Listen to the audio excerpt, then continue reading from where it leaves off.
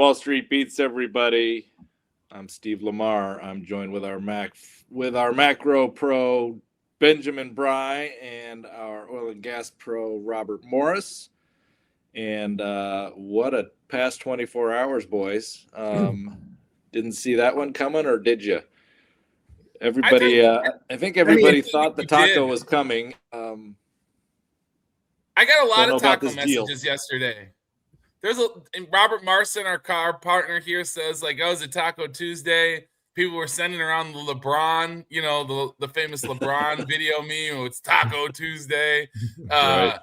The market was at 6,600, and then it kind of rallied to 6,650 in the close. So I think the market was kind of anticipating it. And honestly, we covered a lot of hedges at the end of March, because it just felt so wiped out. Because March, It was like every day there was no bid, and But if the market was anticipating this, Ben, why this? I mean, up almost 3% on both the equity indexes this morning, Nasdaq and S&P. Everybody's just too much downside hedges on. Everybody's got to unwind. Yeah, I think the CTA flows, and you got a wicked rally. Yeah, I think it's mechanical. I think it's I think this market was a downtrending market with the right tail skew, in the sense that we see these big candles, because 2 Mondays ago we saw a 250-point candle that faded. Then that Thursday we saw a 100-point candle that faded. Then we went down to that 63.50 or whatever the low was. Then we saw the next rally. And then, I don't know, the S&P held up pretty damn well in this thing, I have to say. For sure. There was certain areas that got hit. Being long Bob stocks were good. The hedges did my SOFRs didn't work. So there was some pain, but most of it wasn't in the S&P. What was the peak to trough in the S&P? Like 8-9%? Yeah, I think we got to 63.50. Yeah. I mean, the market always seemed to anticipate that there was going to be a resolution or an end one way or the other. And we continue to talk about oil looking out to the 27 strip, or January, December was still 70 to 75. So even then the market said, okay, U.S. and Israel have overwhelming military force, and at some point they're going to overwhelm Iran. And whether that comes with further attacks or, Trump rhetoric or some sort of peace deal, there was always the expectation that this would come to an end at some point. Yeah, I think that's right. And I think the market's definitely traded like that into the beginning of this quarter, from the 31st on, when it was time to get the books better positioned on everybody's pages. Yeah, and Ben and I were talking pre-show. It's, we got this 2-week ceasefire. I sort of view it as a 2-week pause, and we'll see what happens. And, Trump was under a lot of pressure to back off from annihilating Iran, or the civilization, as he said, right, and to try and negotiate some deal. So here we are. And if you look at the last 20 plus years, Iran's modus operandi is always the stall. And now they're in that stall mode where it's not really clear that Trump got everything he wanted in this 10 or 15-point plan. If you sort of look at it, it's a little bit of a head scratcher. But, at the same time, I think Iran is part of their strategy is to let others tighten the screws politically, or the pressure to continue to tighten on Trump. And I think it is, if they don't reach some sort of agreement or full agreement, it's going to be more difficult in 2 weeks for Trump to come back and say, okay, yeah, we're going to start firing, or we're going to blow everything up again, and with pressure elsewhere. And if you look today, there are still missiles flying, particularly Iran bombing some of their neighbors. And you could argue that some of that is, just keeping the pressure on the neighbors, the other Arab states, to pressure Trump to reach a deal, to get some sort of deal. So there's no regime change either. It's unclear who Trump is talking to, but clearly it's not a new regime. And, as of yesterday, dissidents or protesters were still being executed. And if it's the same regime or mindset, the same theology as the prior regime, their full intent ultimately is to have a nuclear weapon. That mindset is not changed if it's the same regime with the same theological or ideological bent. So I remain somewhat skeptical here and somewhat concerned in a sense that, again, this is a 2-week pause. We'll see, but this is following the track of Iran of stall, negotiate, and hope that they reach some sort of deal that behind the scenes they can continue with their objective of having a nuclear weapon. Now, Trump's pretty adamant that that's not going to be the case, that they're going to make darn sure that they get their enriched uranium out of there, that they're not able at any point to have a nuclear weapon or enriched uranium. And so we may come to a loggerhead again here in 2 weeks. We'll see what happens. But again, in my view, this is sort of a 2-week pause, and we'll see how this plays out. But it does sort of ratchet up the pressure a little bit more on Trump to reach a deal and not go, full force militarily on Iran. We'll see how. Did you guys see their plan? I mean, I saw a 10-point plan. I've seen a 15-point plan. The thing I saw from Iran that Ben sent around, I mean, that looks worse than the old plan. Yeah, and I don't know if that's a true plan. It's the release of all frozen Iranian assets and them continuing to have control over the Strait of Hormuz and leaving the region. And yeah, I mean, look, that plan is not going to happen. Right. There's no. I will bet my left pinky finger that is not the agreed upon deal. Okay. Like it would be like, what was the purpose of doing this if that was the deal? Like, oh, let's bomb the hell out of them, and so as a reward they get a better deal. I mean, right. So I think Bob's right that basically we just had one of the greatest vol crushes of all time in the last week or so, right? And so the only other one that was similar was the 50 basis point emergency cut in September of 2007. So I kind of think that this vol crush, we get 500-point rally, and, people might start allocating. But to Bob's point, okay, now we're back in we got 2 weeks now. And so do we start grinding back a little bit of it, So it's 200, 300-point candles, grind down. Because I don't know, do you think that people will start allocating cash back now? Because there's a lot of people that are sitting in cash and they get punished because that's why guys don't want to sell. Because if imagine you go back to the last day of March, you raised a bunch of cash. Well, now you're 500 points behind the market right now or 400 and some points behind the market. And I don't know how you're catching up with that. So I think that is why people feel like they don't want to sell stocks, is because of this dynamic of grind down, rip higher. Very difficult, because if you don't stay invested, you miss this day or you miss the other big day last week. And what are you going to do? Yep. We went from the Powell put to the Trump put. Yeah, kind of. I mean, in a way, yeah. Yeah. He does not. I mean, and the one thing, what do you get out of this? The only thing they really got was opening the Strait of Hormuz, which there are tankers now flowing through it. And that's key for Trump, because some of his support was waning for this war. And the one thing he knows is he's got to get energy prices down. Yep.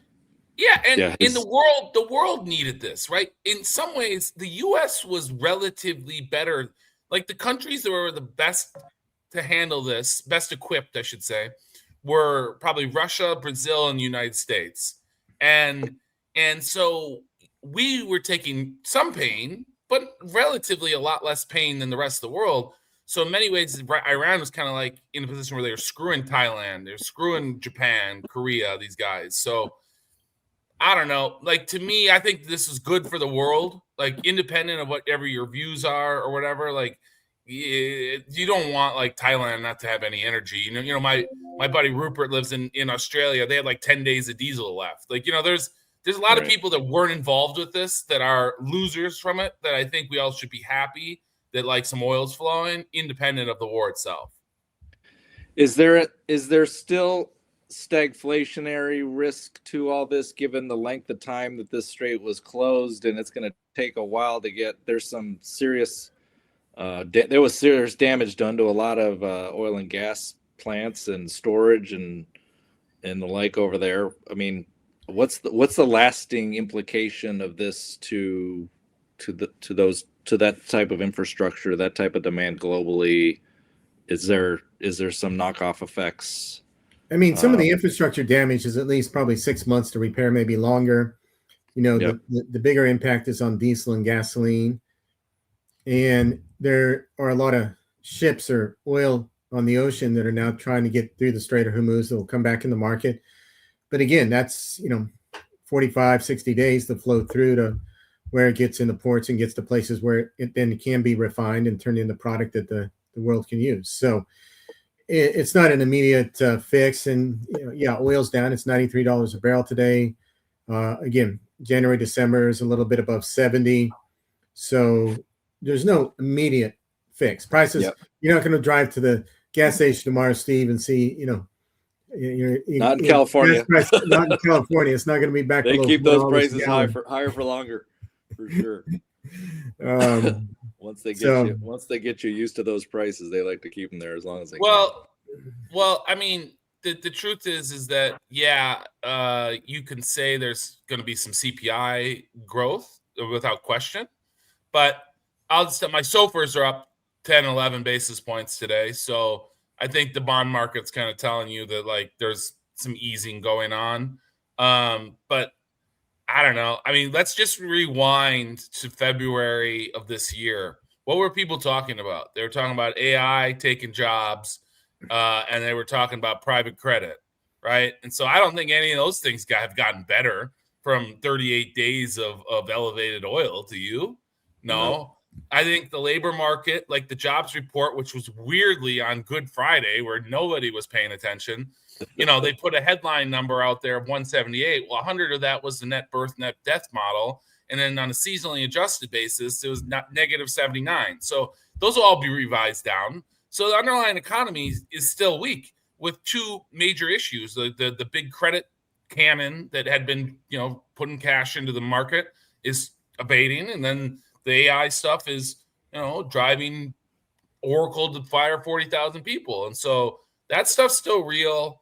And I think that we just got all so consumed with this war, but like there's been some economic damage without question.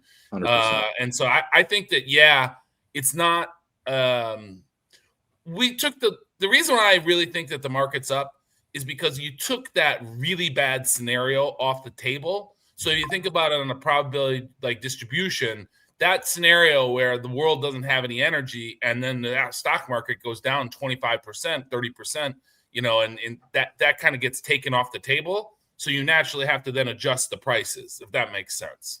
Yep. And along with that, you sort of taken way down the probability or chance of an interest rate hike that sort of emerged a little over a month ago. And so the market's sort of feeling a little bit better about that. Well, to be fair, though, the U.S. was never hiking rates. That was not a real thing. Like, right, but it creeped in. I mean, it was sort of in the mindset. They said that, but let's just go back to the summer of 2008 when we spiked to 147. Okay, so the forward markets, and look, and I'm a guy who took it on the chin because I own the D27 SOFRs. Lost 50, I think peak, like Sunday night the war started, it was at 97.10. I think the lowest it hit was 96.42. So what is that? That's 68 basis points? Or no, 58 basis points? Yeah. It's a lot, right? And then the Z6s was like 75 or something like, like it. So, but the guys who actually got hit the hardest were the UK and the EU. If you look at the front ends of those markets, it was like 100 and some, and they're rallying really sharply right now. That was probably a good trade on both sides because those guys might, like the outer districts of the world might actually had to raise rates because, remember ECB raised rates in the summer of 2008, which looks hilarious looking back. But like, I think that's right. Like that tension of using gold and the 2 year or in the front end markets of the world as piggy banks to pay for energy kind of abates. That takes financial stress off. And so that's, to me, it's more financial stress has eased than, things are great. You know what I mean? Because this was a serious situation. Like this could have been a COVID type of thing the longer this went on. Yeah. So do you fade this equity move? Do you fade this equity move here, Ben? Do you fade this SOFR move? Sounds like you were. I would buy the SOFR. I would buy the SOFRs. I buy the SOFRs. Like I think the buying. I don't have a strong opinion on equities. I think that this market like showed you its hand of like, hey, you just had the greatest energy shock of the modern era, and the S&P went down 8%. I mean, Right. you know, like what in a very questionable economy, right? So fading the S&P just is not a great strategy in general. Like it will go down someday, but until then, like I think there's better ways to do it. I think under the hood, you saw a lot of stuff that got absolutely crushed. Like all Jeff's consumer stocks got absolutely decimated. You know, Yep. airlines were up 10, you know, we gave that out as a hedge because, you know, this grind down right tail. And we're like, look, if you want to own your stocks, but you need some right tail, we're like, buy calls on the Jets. You know, the Jets are up 10% today or something at last I checked. Yep. So yeah, I don't think I would fade the market because there's a lot of people who, if this lasts, then they reallocate. But yeah, I think that I would buy the 2-year and I would buy the short end more than I would say, hey, fade the market, basically. Got it.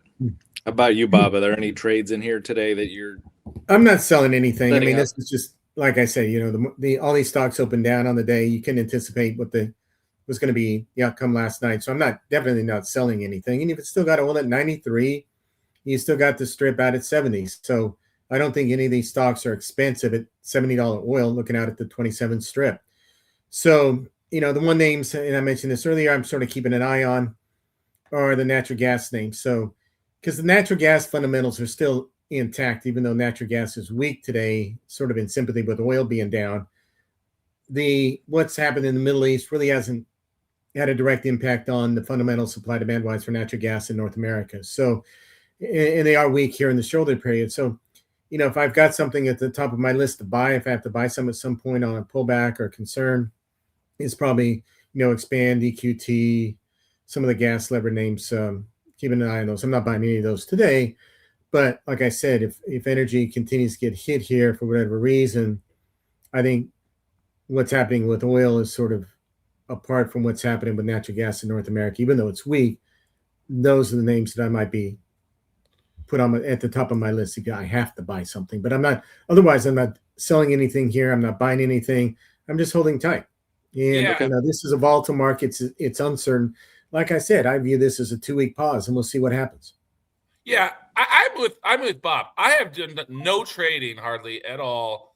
Actually, I don't think I made one trade in April, to be honest. Like at the end of March, we had an unbelievable Q1, and then we were kind of like, it feels so wiped out. I'm longer term bearish, but when you're that like one-sided in the market, you just know that you're waiting for the ripper, right? And so then you just have this market where, you know, the hedges stop working, then they started working, and then you have a situation where I don't have any edge. I don't like the insider trader guy who always gets to 5 minutes before the announcement. Like I don't get that call, unfortunately. No? Not that You're I not would on the put list? that on. I'm Come not on, an man. insider trading guy, but I'm just saying I don't have any edge on this situation. Like we can all speculate. We can spin up our AI councils to analyze it and whatever. But I'm with Bob. Like, you know, I think that I would be more apt to buy this if there was like a believable piece. And they're like, okay, then the money can reallocate. I don't see anyone who was in cash like, oh, well, now we're 400 and some points higher. Now I want to buy the market like on a 2-week ceasefire. So, you know, I'm just looking, we're 30 points off the high on the SPOOs already. You know, so I think it will be But a choppy 2-week still. ceasefire, if we know anything about this administration, means another 2-week ceasefire and then another 2-week ceasefire until they figure out how far they can actually kick this can down the road. I mean, that's what Iran's hoping for. That's Iran's strategy. Of course. So, I mean, waiting for some certainty around this thing probably isn't a good strategy. Just you got to pick. I think you got you got to have your list of stocks that you want to own on dips, and just wait. Just pick your spots. Or you just don't do anything. Yeah. I mean, like that's the thing, you can go in the casino and just have a bottle of water, right? You don't have to play the game. You watch everybody else pull handles. Yeah, how many times have you done that? Like you don't have like if you own some assets, look, if you own the SPY, you're feeling great. You're like barely off the all-time high. You're 100%. Like, hey, the SPY is like it's a dominant, security. But like, I don't know. I just feel like everyone's always has to do something. Sometimes you just don't do anything. All right. It's good advice. All right, boys. Anything else before we wrap it up? I'm in New York freezing my ass off. They didn't get the memo about spring here in New York yet. It's quite nice here in LA. I've heard. So, all right, let's wrap it up. Thanks for joining us on Wall Street Beats, everybody. You can follow us on wallstreetbeats.com. Thank you, Bob Morris. Thank you, Benjamin Bry. We will be back here tomorrow. Have a great day. Don't get chopped up out there. Yeah. Doing nothing is a trade. Guys.